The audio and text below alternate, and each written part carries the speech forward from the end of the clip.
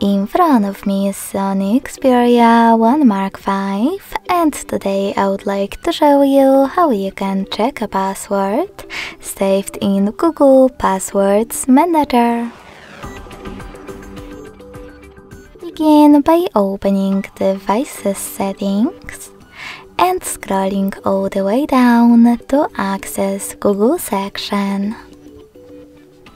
Following that, click on Autofill with Google, and Passwords. Now click on one of your passwords that you wish to check, in my case my Facebook one, and enter your current login method.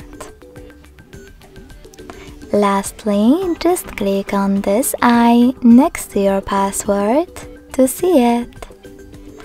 Thanks so much for watching. If you enjoyed this video, don't forget to leave a like, comment and subscribe.